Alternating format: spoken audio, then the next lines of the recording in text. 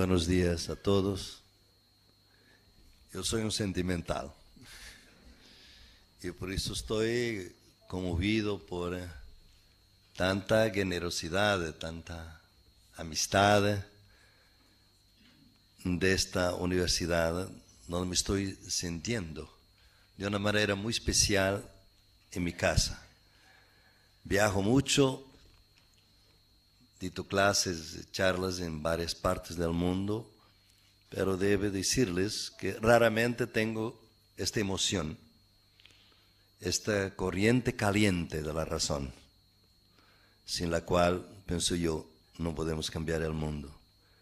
Y ese ambiente casi indecible, impronunciable, que me mueve en este momento, para compartir con ustedes algunas de mis inquietudes que tiene este título, ¿por qué las epistemologías del sur? Una respuesta sencilla, será para que no sean necesarias en un futuro no muy distante. Será mi respuesta. Vamos a ver cómo. Quizás todo el resumen de mi charla está en un proverbio africano que dice que la historia de África ha sido contada siempre por el cazador y que será muy distinta cuando un día ella pueda ser contada por el leopardo, o sea, por la víctima del cazador. Las epistemologías del sur son un intento para podermos pensar una otra historia a partir del leopardo, desde la perspectiva de los que han sufrido sistemáticamente las injusticias del capitalismo, del colonialismo y del patriarcado. Las epistemologías del sur no son otra cosa sino este reclamo de la validez de otros conocimientos, más allá del conocimiento científico y eurocéntrico, desde la perspectiva de los que han sufrido las injusticias del capitalismo, del colonialismo y del patriarcado. Entonces hay aquí una perspectiva propia, digamos, para este esfuerzo que uno puede decir, pero ¿por qué necesitamos de epistemologías del sur? Quizás necesitamos de luchas políticas desde el sur. Y ahí está la segunda nota que resume en mi charla, que es que no hay justicia social global sin justicia cognitiva global. O sea, en el fondo de la injusticia social, en su sentido más amplio, hoy en día hay un problema epistemológico, hay un problema de injusticia cognitiva, hay un problema de destrucción de conocimientos alternativos, sin lo cual el conocimiento hegemónico no logra ser hegemónico. Entonces la gran creación científica de nuestro tiempo está basada en un epistemicidio, en la muerte de otros conocimientos, que han que ser rescatados en la medida de lo posible para que podamos mirar el mundo con otros ojos. Porque si no miramos el mundo con otros ojos, el horror se banaliza. La injusticia se trivializa y nos acostumbramos como si fuera algo que es tan natural que no merecemos algo mejor, que no merecemos un mundo mejor. Entonces, luchar políticamente exige hoy, a mi juicio, luchar también epistemológicamente por otras formas de conocimiento. Y no es fácil hacerlo aquí en las universidades, y por eso Río Cuarto es tan importante en este momento para todos nosotros. Y que hay una distinción básica entre dos formas de conocimiento. El conocimiento después de la lucha y el conocimiento nacido en la lucha. La universidad se concentra históricamente en el conocimiento después de la lucha. Un conocimiento separado que se da en las facultades, que aprendemos, es un conocimiento después de la lucha. ¿Qué quiere esto decir? Es el conocimiento del vencedor de las luchas, por supuesto. No de los vencidos. Al contrario, el conocimiento nacido en la lucha es un conocimiento abierto de disputa entre los que pueden ser vencedores y los que pueden ser vencidos. Es un campo de disputa. So que ese conocimiento está vinculado a las prácticas de los movimientos. Y es muy difícil traer para dentro de la universidad este conocimiento nacido en la lucha. Pero ya será una gran cosa si nosotros nos damos cuenta de que nos falta ese otro conocimiento. Que conocer después de la lucha es una cosa, que conocer durante la lucha es otra cosa, porque la lucha mantiene el saber en abierto. Entonces, es de esta premisa que parto para invitarlos a algunas reflexiones que vean la continuidad, que no es de ahora una problematización de la ciencia moderna, viene de hace tiempo. Yo propio y muchos otros habemos intervenido en ese debate. Escribí un artículo hace 1987, un discurso sobre las ciencias, que está publicado en español también, y donde lo que se hace es una crítica, digamos, interna a la ciencia. O sea, la propia construcción epistemológica de la ciencia permite críticas internas, permite alternativas dentro mismo de la ciencia. Y eso fue el debate que durante mucho tiempo me ocupó. Fue la crítica del positivismo, la crítica, la distinción entre sujeto-objeto, la crítica del rigor como determinación, la crítica del principio de la neutralidad axiológica de la ciencia. Esto todo se ha hecho en el marco de la reflexión epistemológica de la ciencia. Por ejemplo, la subversión y la crítica de la distinción entre sujeto-objeto viene de la mecánica cuántica, viene de Heisenberg, viene de la idea de los físicos de esta corriente, que nosotros al observar los fenómenos los cambiamos. Y por eso no puede haber una distinción absoluta entre sujeto y objeto. O sea, desde la ciencia misma ha habido un debate muy largo sobre los límites de rigor de la ciencia moderna. Y ese es un trabajo que ha seguido todo un proceso que me parece muy importante y que en este momento en el continente tiene representantes muy ricos, muy fuertes, muy sofisticados, de los cuales quizás lo más importante para mí es don Pablo González Casanova, con su último libro sobre las ciencias y las humanidades. Es una crítica interna al paradigma de la ciencia moderna que combina todas las ciencias de la complejidad con una conciencia marxista de las relaciones de poder dentro de la ciencia y del saber. Y esta combinación es lo que hace este libro tan importante y tan poco leído en el continente. Lamentablemente poco leído. Tal vez porque son 700 páginas, pero... Y este es un trabajo que a mi juicio debe ser proseguido y es un trabajo muy importante.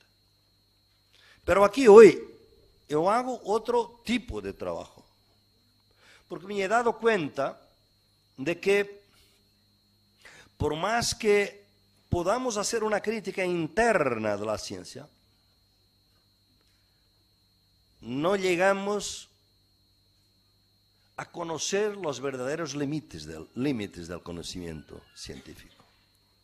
Porque todos los conocimientos tienen límites internos, o sea, la ciencia reconoce que no sabe todo y por eso se hace investigación para saber más los límites internos. Pero ¿cuáles son los límites? Los límites externos. O sea, lo que la ciencia nunca podrá saber. Lo que no tiene capacidad para conocer. Porque no son problemas a los cuales ella pueda responder. Hay problemas, como decía un gran físico Weizsäcker, sobre el sentido de la vida, que la ciencia no puede responder. O Leibniz, el gran filósofo que preguntaba, ¿por qué que el nada es menos que el ser? La ciencia no tiene una respuesta para este tipo de cuestiones. Porque es tan importante la felicidad de los humanos. La ciencia tiene una resistencia enorme a hablar de felicidad. ¿Por qué? Porque la ciencia formula como suyos solamente los problemas que ella misma puede formular. Los problemas que la ciencia no puede formular los desvaloriza, los ignora, los demoniza quizás, los transforma en materia prima para una reflexión, cuando mucho, o los declara como superstición, opiniones subjetivas. Entonces, nosotros que somos científicos sociales, muchos de nosotros físicos, biólogos, no hay problema ninguno en reconocer que esta ciencia es importante. El problema es de pensar que es la única manera válida de conocer el mundo y que hay otras maneras y que además esas otras maneras quizás son más importantes para otros objetivos de la vida colectiva a los cuales la ciencia no puede responder. En mis diálogos con don Pablo González Casanova es siempre esta idea: mira, don Pablo, realmente la ciencia, por más compleja que sea, no nos da cuenta de los límites externos, de lo que no puede nunca saber. Y vamos a ver varios ejemplos de cómo eso es así. Porque para la ciencia, su conocimiento es un conocimiento válido porque es descontextualizado. O sea, la ciencia es válida porque su saber no depende del contexto del saber. Al contrario, todos los otros saberes son locales, contextuales, y por eso menos válidos. Entonces, la ciencia rehúsa reconocer su propio contexto, que es la afirmación hegemónica que no tiene contexto. Esa es una manera de contextualizar. Pero lo hace porque tiene a su servicio una idea que, mirada desde fuera del paradigma eurocéntrico, es un absurdo, pero es totalmente aceptada por nosotros. La idea de que el universalismo es la gran marca del conocimiento europeo, eurocéntrico. La Escuela de Frankfurt es lo mejor ejemplo de esta idea de que el universalismo es la gran contribución de Europa y del eurocentrismo al mundo. Pero una de dos: si el universalismo es europeo, no es universal. Si es universalismo, no es europeo. Este oxímoron ha vivido con nosotros con una naturalidad enorme. Simplemente porque estamos dentro de un paradigma que no nos permite imaginar que un intelectual africano confrontado con esta idea del universalismo europeo nos diga que el universalismo es una manifestación del tribalismo occidental.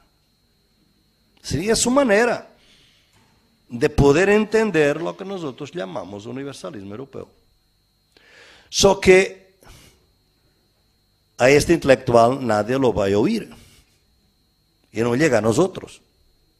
Y además nosotros estamos absolutamente ciertos que el universalismo europeo no permite el tribalismo. El tribalismo es de hecho de los indígenas, de los africanos, etc.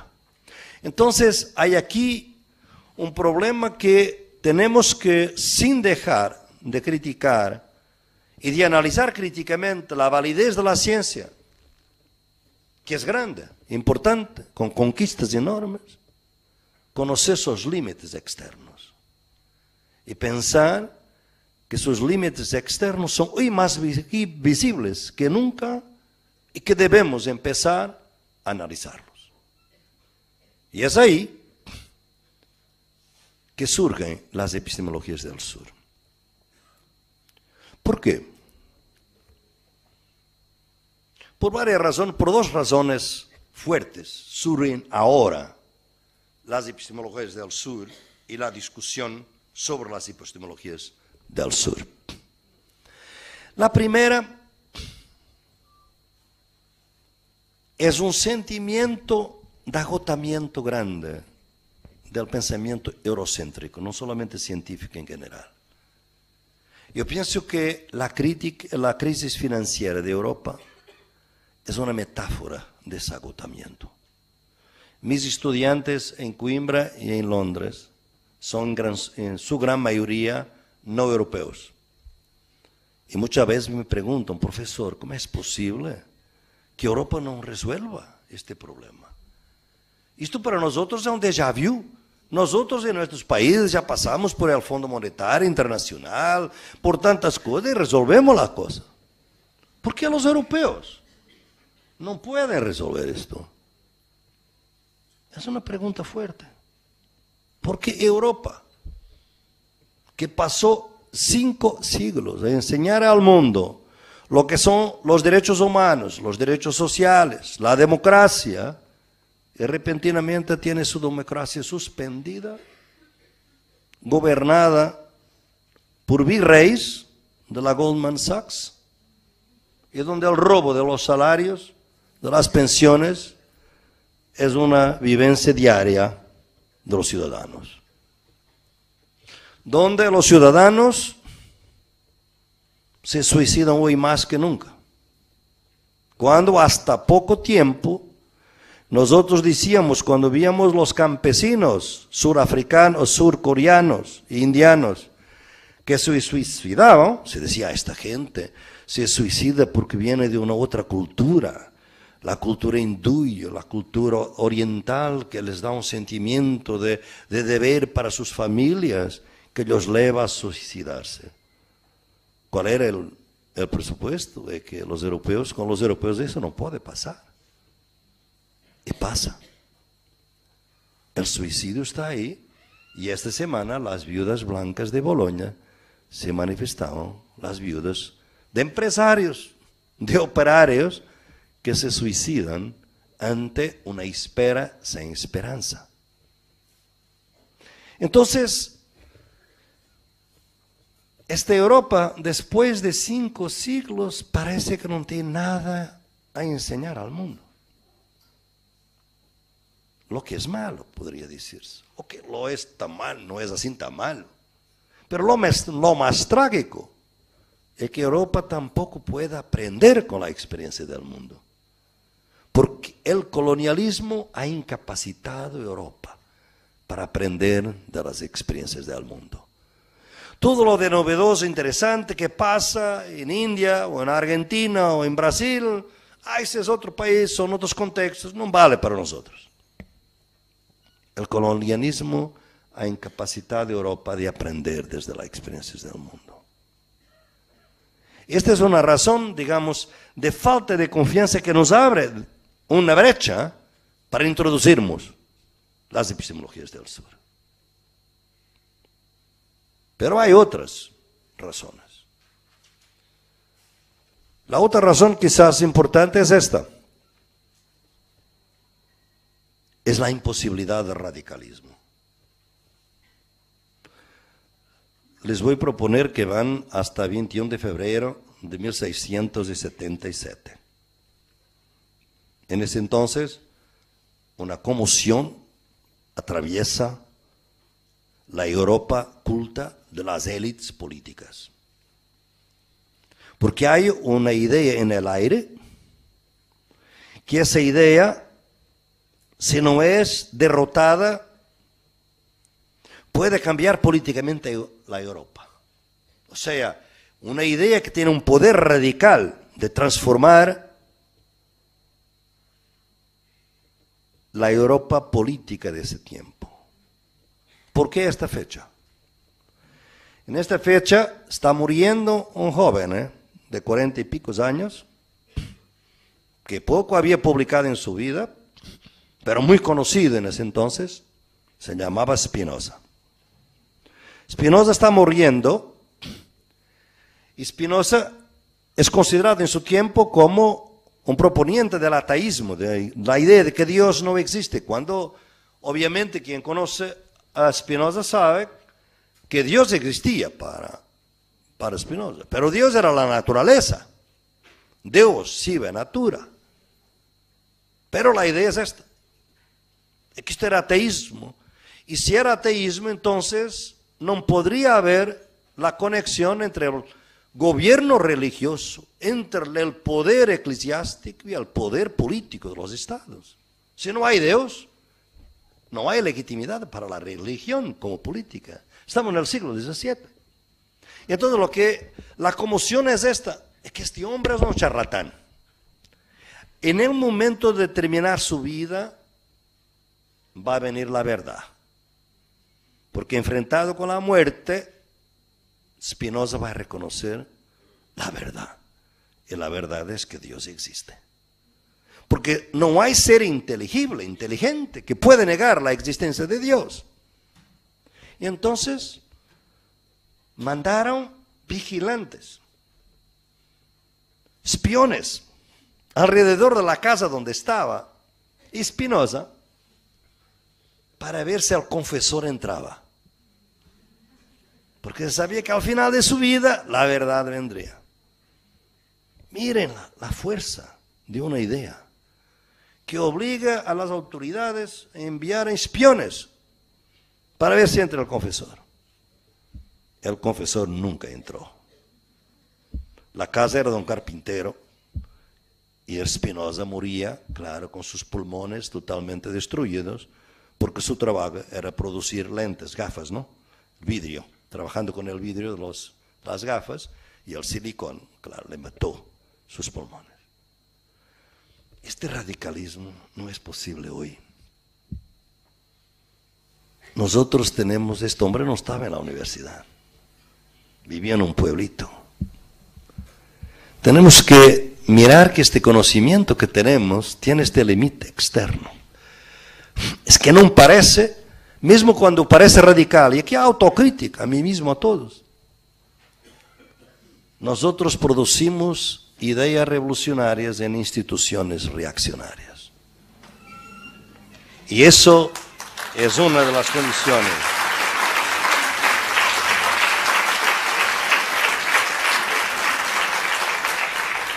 Pero hay tercera idea que nos lleva a pensar de otra manera.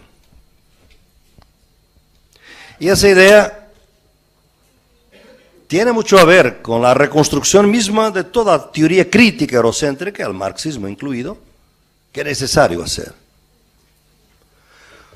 Porque si nosotros miramos los movimientos más interesantes, más protagónicos de cambios sociales que surgieron en el sur en las últimas décadas, ninguno de ellos fue considerado visible o importante para la teoría crítica eurocéntrica.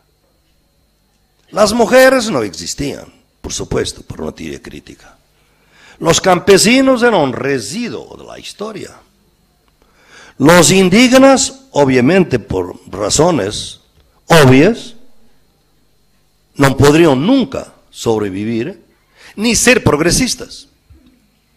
Algunos de ustedes saben lo que pasó con el gran marxista, uno de los grandes de este continente, José María Mariátegui, cuando en los 30 va a decir que el pecado original de América Latina era haber sido construida sin el indio y en contra del indio. Ustedes saben lo que pasó después. La gente del Comintern de Moscú vino a Lima. Miren, imagínense, ¿no? Trabajo en ese entonces de ir a Lima para decir a Mariátegui, usted es loco. La revolución es obrera. Los indios son un residuo histórico, nunca una fuerza revolucionaria. Usted es un romántico. En el tiempo del comienzo del stalinismo, ser considerado romántico podría ser una amenaza a su vida, como otros recibieron.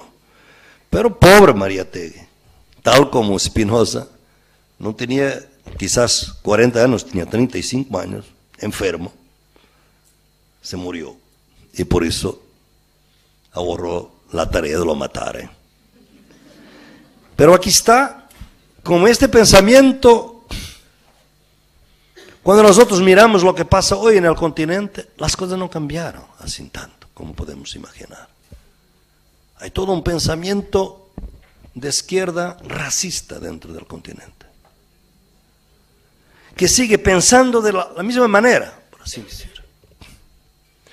Esto que nos debe hacer pensar, que es que la teoría crítica eurocéntrica no es válida, tiene su validez y deberemos, obviamente, admitir su validez. Pero tenemos que ser sociólogos de nuestra circunstancia. La teoría crítica eurocéntrica fue producida en 5 países al final del siglo XIX. En Inglaterra, en Alemania, en Francia, Italia y un poco después en los Estados Unidos. Para se adecuar a las luchas de ese entonces en Europa. Las grandes luchas más progresistas de las últimas décadas son desde fuera de Europa. Ocurren en el sur. No es sorprendente que la teoría crítica eurocéntrica no se adecue a estas luchas, porque ella fue construida para otros tipos de luchas, para otros tipos de intereses.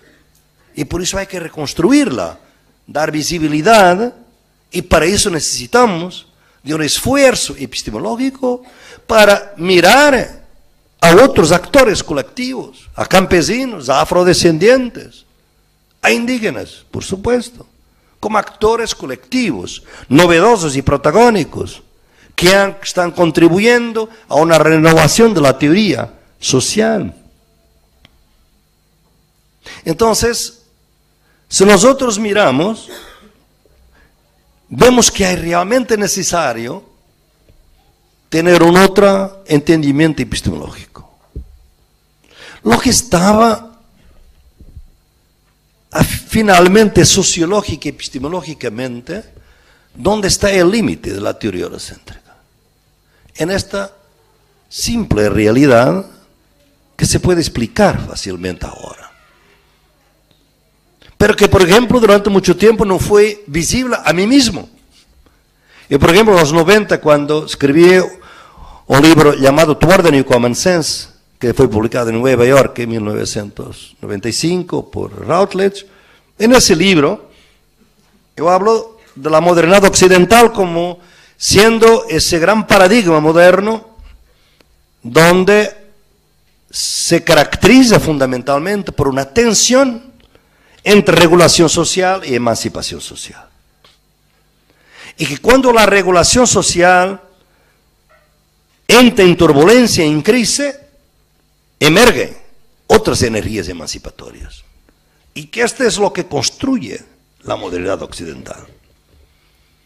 Lo que me olvidé en ese entonces es que esto era válido solamente para las sociedades metropolitanas. Cuando estas teorías fueron formuladas de la teoría crítica, no se podrían nunca aplicar a las colonias.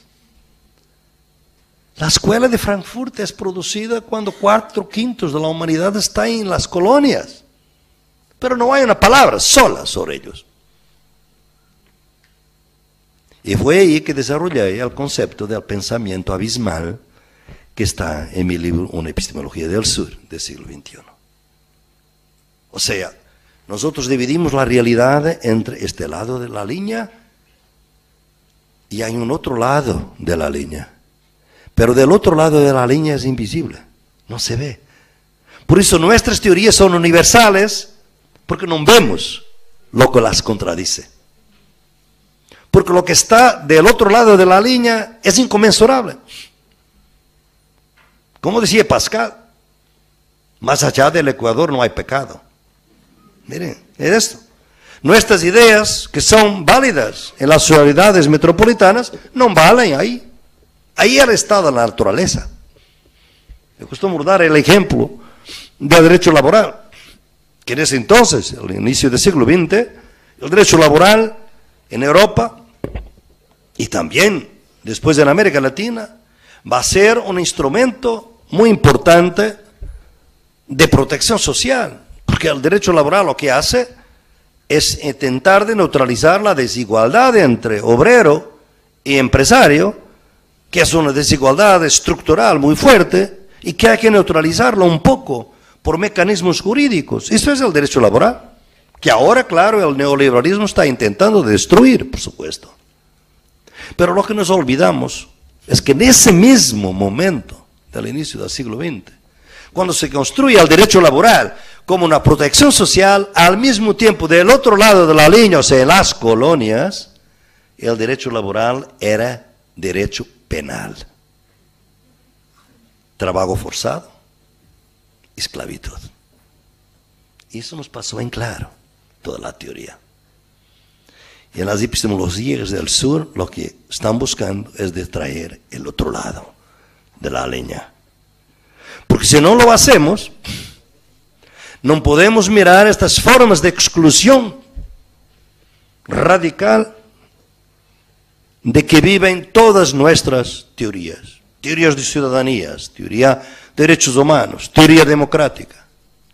Entonces yo pienso que cuando nosotros nos movemos con esta idea de la línea abismal y pensamos, y esto es la raíz de este encuentro de coloniales y de nuestros pensamientos de coloniales, es que el colonialismo no terminó con las independencias y con el fin del colonialismo político.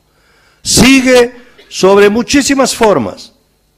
El racismo, por supuesto, es una forma muy importante, pero la descalificación del otro por vía de su inferioridad sigue estando presente en todas nuestras vivencias. Nosotros no descolonizamos las ciencias sociales y necesitamos de hacerlo.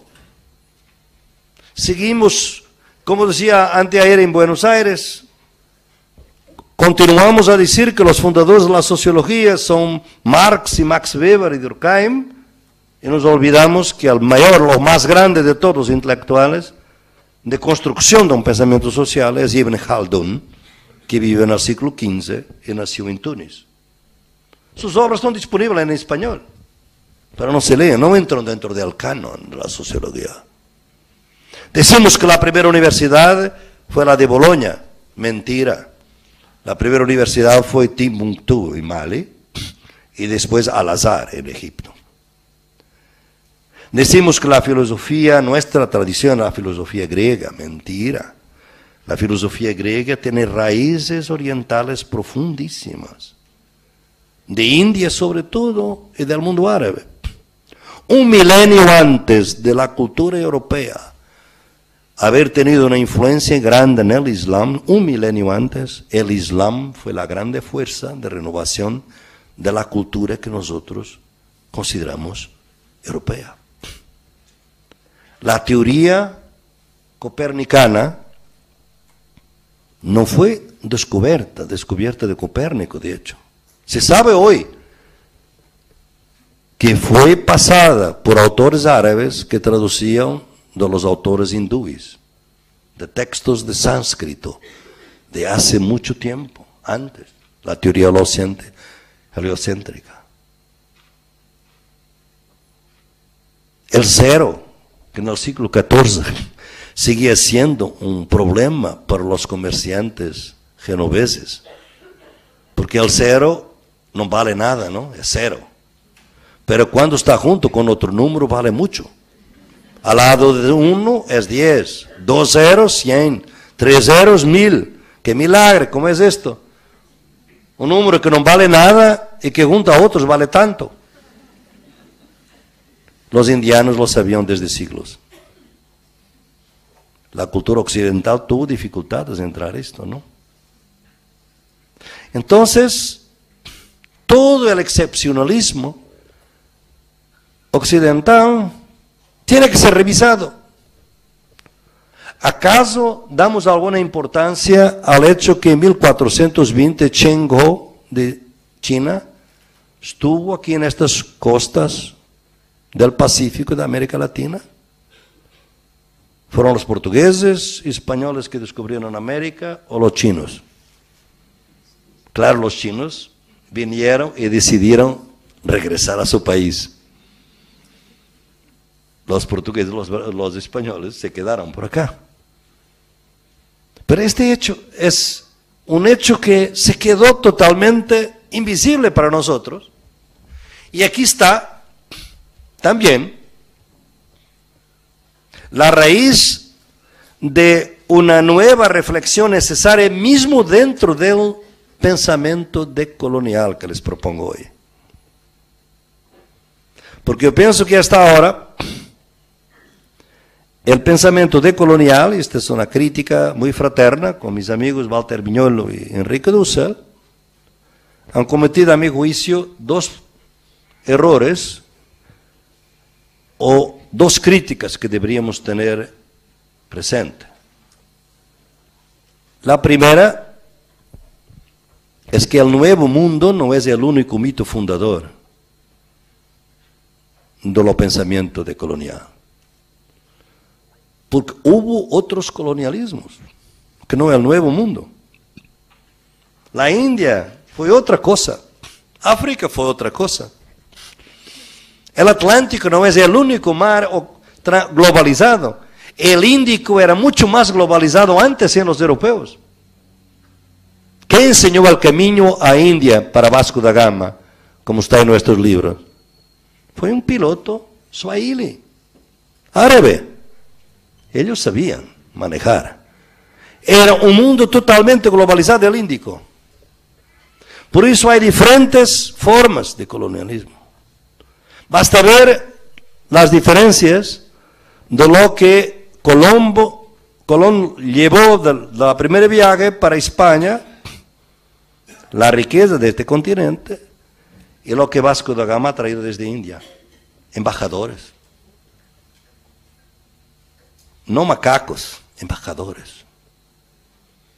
O sea, otras realidades que deberemos mantener. La segunda nota que es importante para las epistemologías del sur, que les estoy proponiendo, es que no podemos tener una visión monolítica de la modernidad occidental. Hay varias modernidades occidentales. Yo propio escribí un texto llamado sobre un occidente no occidentalista. Porque el colonialismo empobreció la cultura eurocéntrica en sí misma, que era mucho más rica de lo que podemos imaginar.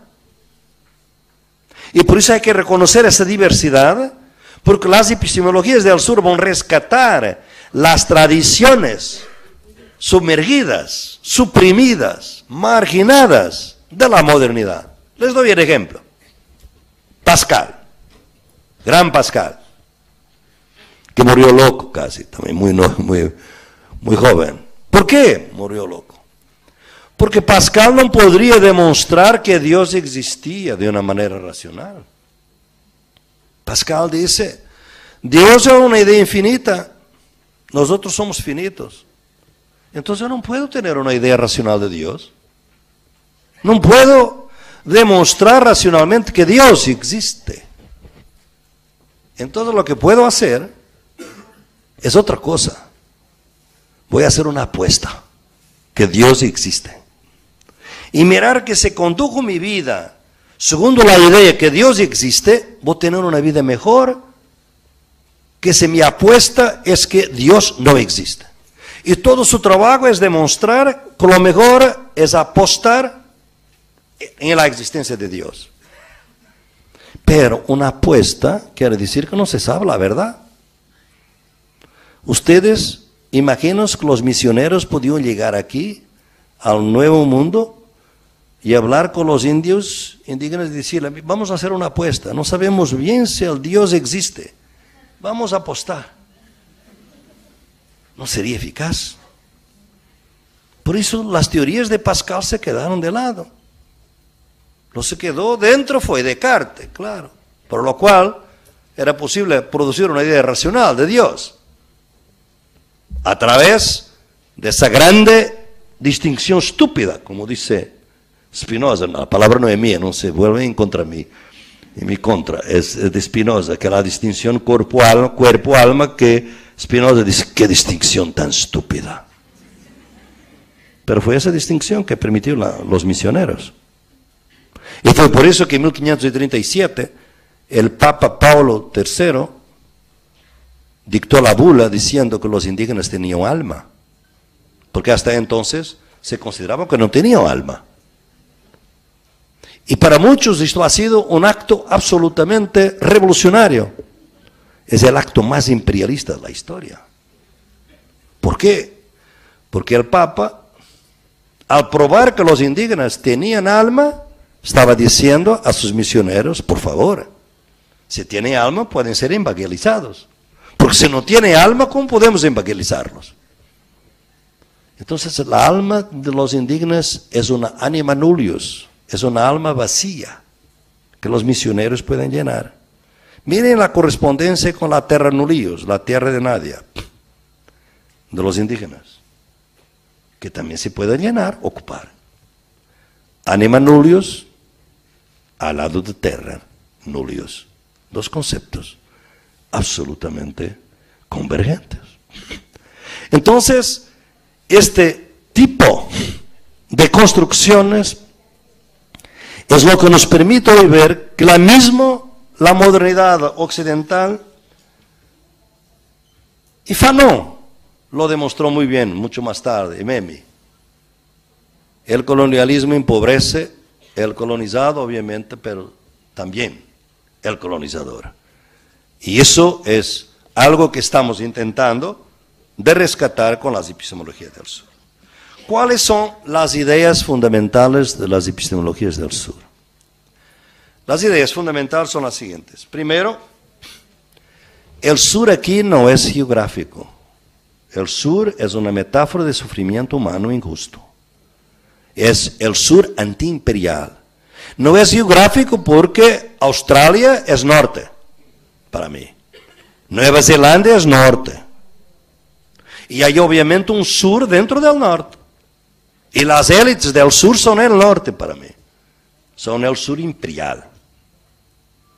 El sur antiimperial son los que sufren las injusticias del colonialismo, capitalismo y patriarcado. Y por eso hay ese sur dentro del norte que antes llamábamos mismo el tercer mundo interior, de los Estados Unidos, de Europa, y que ahora lo tenemos en Europa, con los migrantes sin papeles, con papeles. Por eso, esta idea de las epistemologías del sur parte de este sur antiimperial.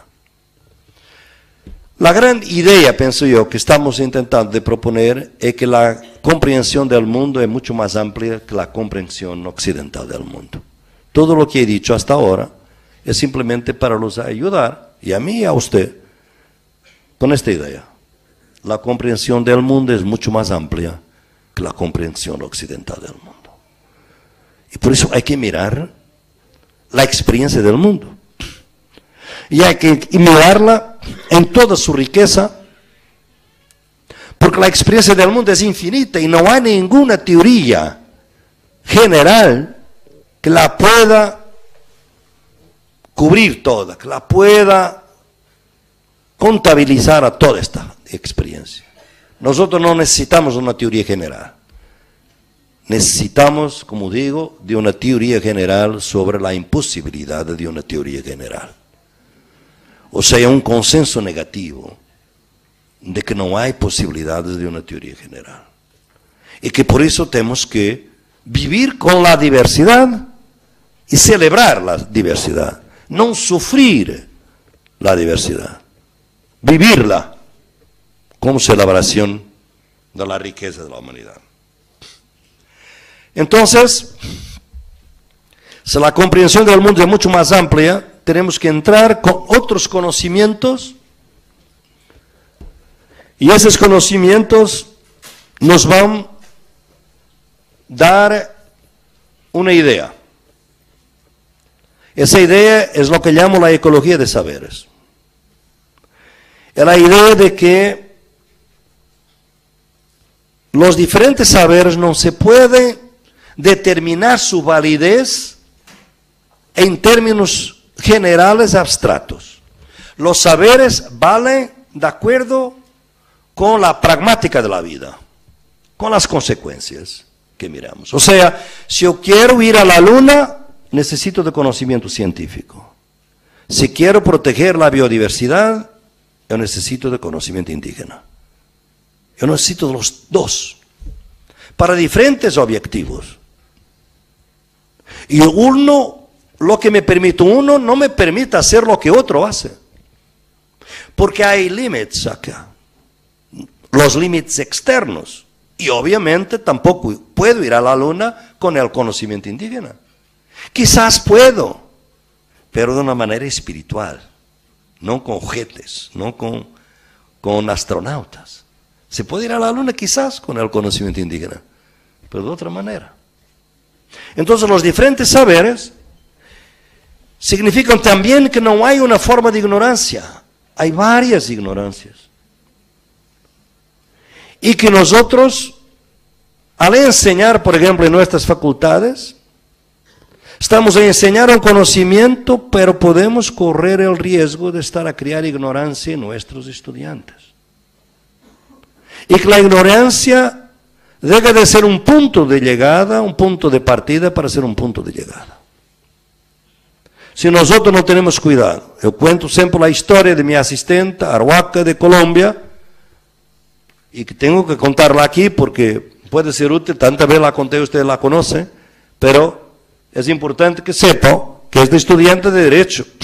En la unidad es mi asistente en la investigación que estábamos realizando, llega a mi oficina a llorar. Yo decía, ¿por qué lloras? Lloras a Elizabeth. Ah, porque vengo de la clase de Derecho Civil, y el profesor estaba hablando del derecho civil y de la propiedad individual y de la tierra, y diciendo que la tierra es un bien natural, que se compra y se vende, y esto es muy importante, que es inmueble, es distinto los muebles, etcétera, etcétera. Y yo levanté mi brazo y dijo, profesor, en mi comunidad no es así.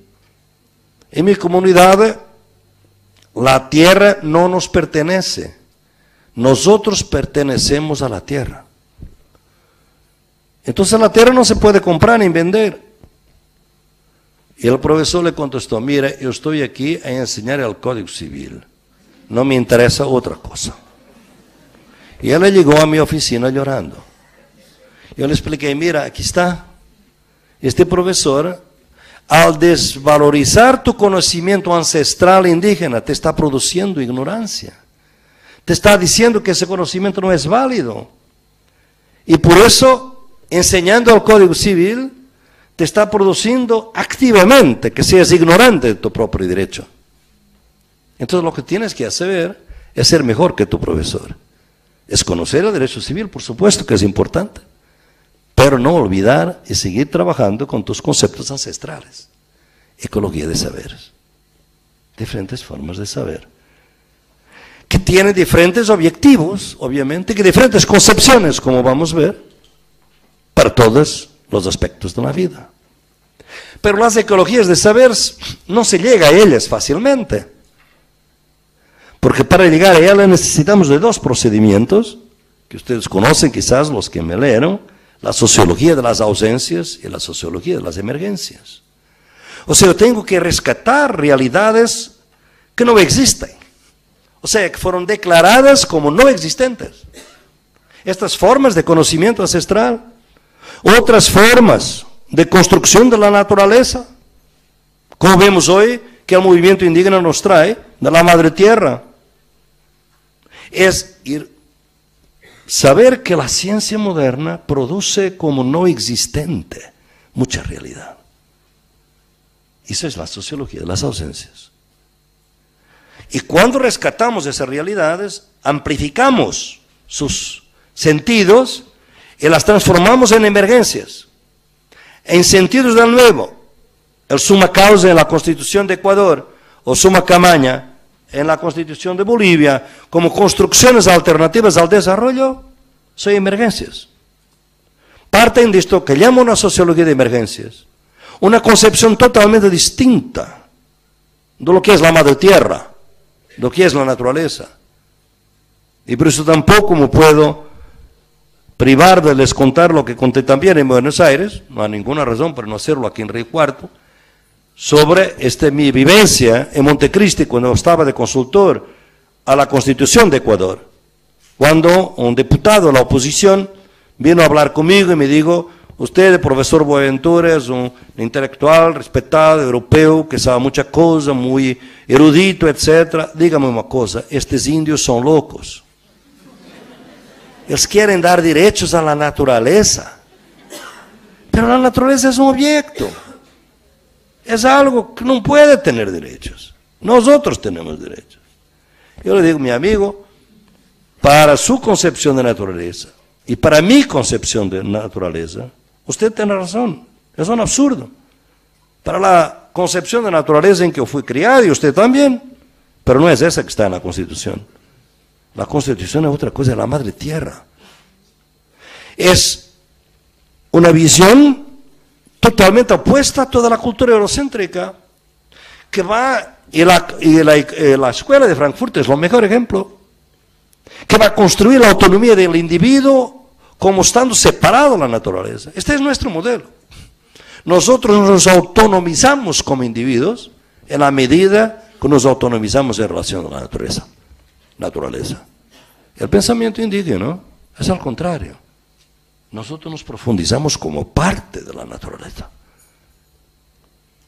como parte de la madre tierra. Y es aquí que está toda la energía, cosmovisión y filosófica para una lucha contra el extractivismo hoy. Una minería a cielo abierto, obviamente que mata a la madre tierra, ofende sus derechos. Por eso la ecología de saberes no es ingenua, o sea, está al servicio de políticas, porque tiene conciencia que la lucha es política cuando es una lucha epistemológica. Pero lo que es novedoso también en la epistemología del sur es que no va a sustituir un monolitismo por otro monolitismo. Sería fatal. Las epistemologías son siempre en el plural, a pesar del título de mi libro llamar una epistemología, porque es una propuesta. Las epistemologías del sur son plurales, permiten la diversidad, diferentes entendimientos. Y es por eso que el cuarto procedimiento de las epistemologías del sur, después de ecología de saberes, sociología de las ausencias, sociología de las emergencias, es la traducción intercultural. La necesidad de traducción intercultural, de mirarmos los límites externos entre diferentes concepciones y ver que todos los conocimientos son incompletos. Y que conocerlos todos aumenta la incompletud. Nunca hay completud. En uno de los textos míos, yo narro la historia de un gran filósofo africano, ghanaiano, Kwasi Wiredu. Y Kwasi Wiredu, formado en filosofía por la Sorbonne, dice una cosa fantástica en uno de sus textos. Mire un concepto absolutamente fundamental de la filosofía occidental. Pienso, luego existo. Descartes. No se puede pensar la filosofía occidental sin este principio. El problema e que em minha língua, el Lacan, eu não puedo dizer isto. Primeiro, não há eu. Há sempre eu com outra pessoa, eu com a comunidade. Segundo, não há pensar, há medir algo. Lo que está mais cercano é medir algo. E por isso, esta ideia de soy tampouco é possível, porque não há um ser, é ser com, sempre. Eu não posso explicar isto em Lacan. Uno se poderia perguntar, que inferioridade linguística que não puedes transmitir. Eu disse, verdade, o problema é que eu posso em Lacan dizer muitas coisas que as línguas coloniais não podem dizer. E isso é que vocês se olvidam. Eu, por exemplo, posso dizer, em Lacan, como isto de separar o ser humano da natureza é uma tonteria. Temos conceptos para esta harmonia cósmica que conecta todos os seres e que é tão difícil de manejar dentro da cultura ocidental. Para nós, minha língua, é a coisa mais sencilla de explicar. São límites externos de cada um dos conhecimentos e a possibilidade de fazer esta tradução, que tem que ser, como digo, entre movimentos. Eu não trabalho de tradução intercultural entre missioneros e indígenas. Isso não é tradução intercultural. É canibalização das culturas. E entre movimentos sociais e todo o trabalho que vamos realizando na Universidade Popular dos Movimentos Sociais, vai tentando de trazer, por exemplo, porque temos 3 movimentos que trabalham sobre a terra na América Latina e em África também, pero raramente se unem e por vezes entram em conflitos. Los campesinos, los indígenas e los afrodescendientes. Claro que hoje há muito movimento interessante, está aqui Maria Goretti, de buscar articulações, pero ela sabe que há conflitos. O conceito de terra não é o mesmo para o campesino que o conceito de território para o indígena. Há diferenças muito fortes. Por isso temos que viver com as diferenças. Não é anular a concepção de terra dos campesinos ou dos indígenas, é viver com esta ideia de tradução intercultural que necessitamos para produzir algum conhecimento. Então, se nós miramos a través destes procedimentos como podemos levar a outras formas, valorar outras formas de ação política, de transformação social mais ampla, que, como digo, ampliam o presente. Porque é o presente que tem consigo mesmo todas as outras experiências reprimidas, declaradas como ausentes do outro lado da linha. E vamos ver que nosso princípio de siglo, as lutas políticas, muitas vezes, se van centrar en estas diferentes concepciones epistemológicas. Porque es tan difícil, por ejemplo, hoy en América Latina, unir gente que es de izquierda, pero es pro-extractivista, con gente que es igualmente de izquierda, pero es totalmente anti-extractivista. Hay diferencias epistemológicas aquí también, hay diferencias políticas, por supuesto, pero diferencias epistemológicas que hay que analizar.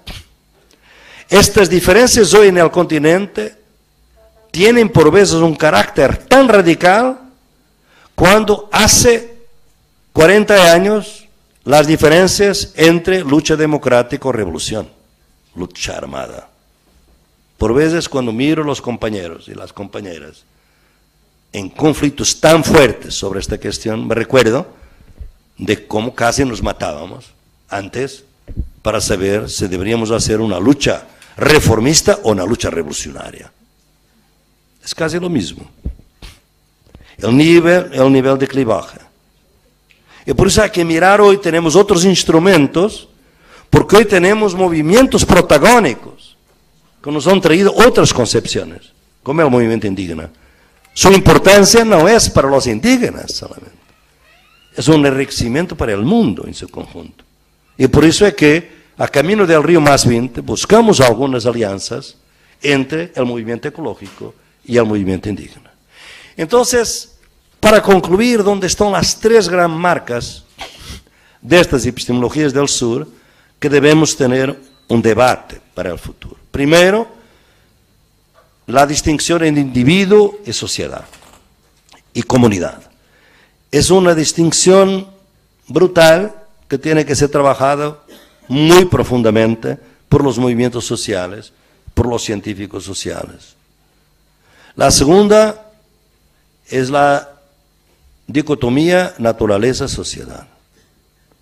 Otra dicotomía que nos ha traído hasta ahora y que no nos puede llevar adelante. La tercera, mucho más difícil, es entre inmanencia y trascendencia. El problema es la espiritualidad, que la teoría crítica eurocéntrica y la izquierda eurocéntrica no concibe. No puede imaginar lo que es la espiritualidad, porque casi siempre la confunde con religión. Y como hay secularismo, no es posible eso. Pero todos nosotros que trabajamos con movimientos sabemos que es posible la espiritualidad sin la religión. Entonces, con estas tres ideas, podemos ver que como proceso de politización de la epistemología, hay tres palabras fundamentales: descolonizar, democratizar y desmercantilizar. O sea, tenemos que unir la lucha anticapitalista con la lucha anticolonial o decolonial. Porque la diferencia entre los movimientos hoy es básicamente esta. Algunos se especializaron en la lucha anticapitalista y la ven solamente. Otros están mucho más sensibles a la lucha anticolonial. El problema es que los dos son importantes. Hay que buscar articulaciones sin destruir la diversidad interna de cada uno. Y este que es nuevo.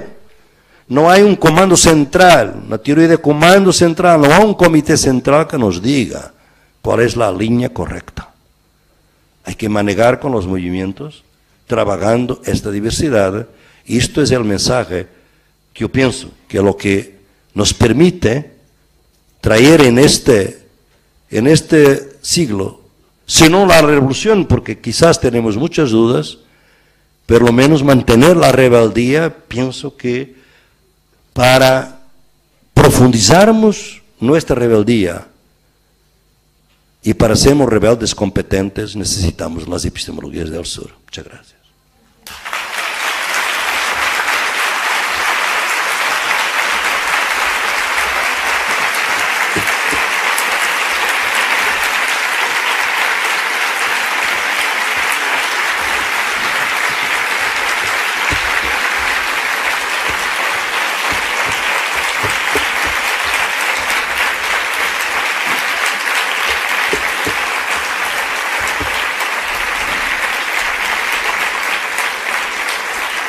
Agradecemos especialmente al profesor, pensador y sociólogo Boaventura de Sousa Santos.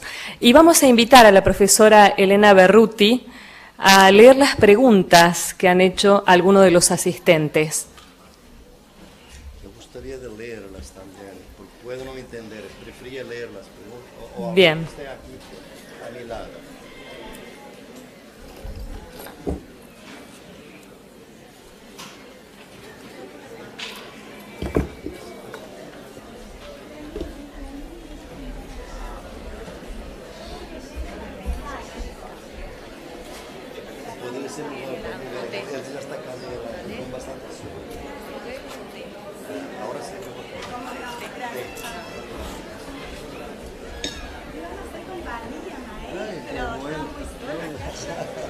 Porque yo quiero leer las preguntas porque a veces puedo no entender. Comprendo.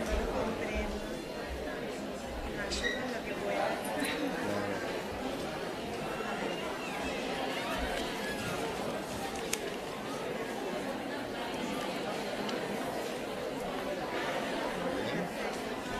Muy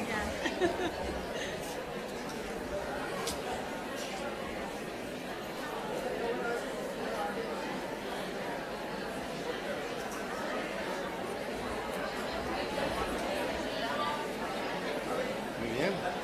Interesante pregunta.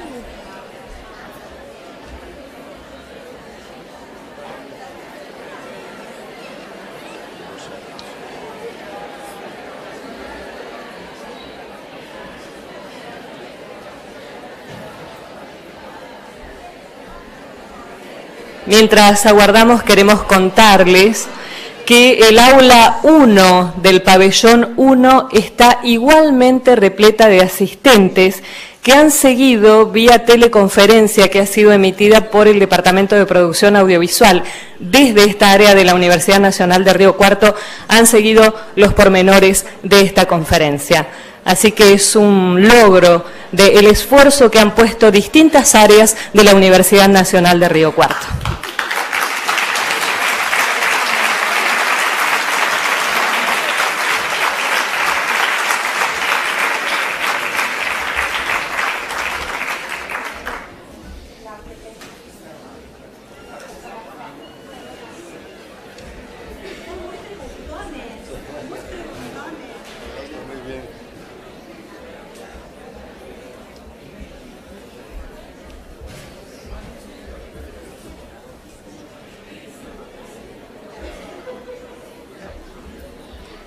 Aqui, olha o desenho. Muchas gracias.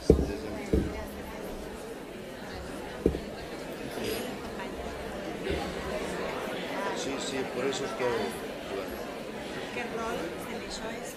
Las cuerpos.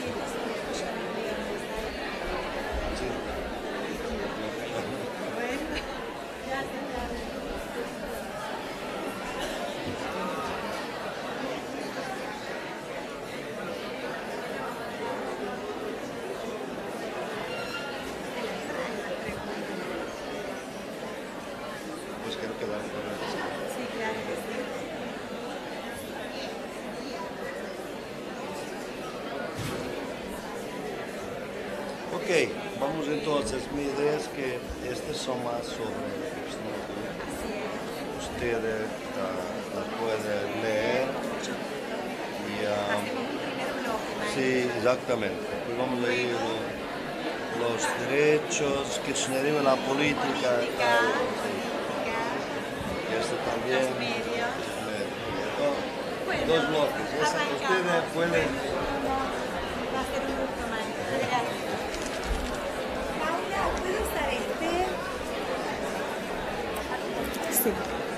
Hola, hola. Bueno, les vamos a pedir a todos que contribuyamos al silencio. El maestro Boaventura va a realizar una respuesta en aproximadamente 2 bloques sobre los interrogantes que los compañeros y las compañeras desean efectuar. Voy a realizar la lectura del primer bloque, después le vamos a dar al maestro la palabra y así le seguimos. Leemos el primer bloque de corrido y luego empezamos con las devoluciones. El concepto de democracia cognitiva puede ser usado como análogo al concepto de ecología de saberes. Democratización del saber, ¿es lo mismo que ecología de saberes? Esa es una de las preguntas. Otra, si puede explicar qué significa autoconocimiento en relación a la producción de las ciencias sociales. Otra pregunta, ¿existe alguna metodología en estado embrionario para, entre comillas, aplicar en relación al conocimiento, emancipación, la próxima de este bloque, ¿en qué se diferencia su posición sobre el otro del multiculturalismo americano? Otra, ¿cómo articula un paradigma de transición con las críticas de la poscolonialidad a la modernidad? La próxima, ¿la idea de ausencia de comando central en el debate tiene relación con dispersar el poder? ¿Es posible la diversidad epistémica en el horizonte del capitalismo? ¿El capitalismo no presupone la negación de esas diversidades y su reducción a la forma mercancía? Las epistemologías del sur sería la manera de crear una matriz de cognitividad que permite entender la realidad desde la perspectiva del leopardo y, por lo tanto, una manera de descolonizar el pensamiento. Y, por último, en este bloque, de qué maneras los movimientos sociales pueden elaborar una propuesta decolonial emancipadora. Maestro. Muy bien. Me da las preguntas que puede ser que Sí, necesite allá voy. recurrir y pues están las otras.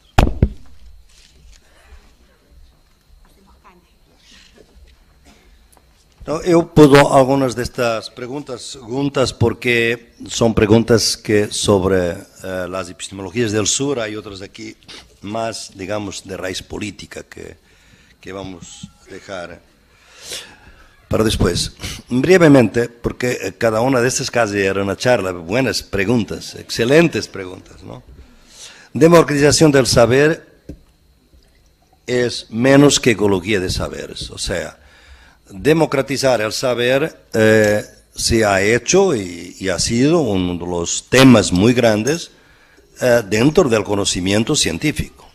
Por ejemplo, toda la cuestión de la democracia, del acceso, democratizar el acceso a la universidad, por ejemplo. Fue una manera de democratizar el saber. Se democratiza el saber cuando hoy buscamos formas de comunicación de diseminación del conocimiento a poblaciones mucho más amplias que las que son las clases, digamos, que han recibido formación universitaria o secundaria. O sea, el saber, democratizar el saber es algo con lo cual habemos vivido siempre. El problema es que es democratizar el saber en el singular. Y por eso nos faltó la idea que en cuanto a democratización del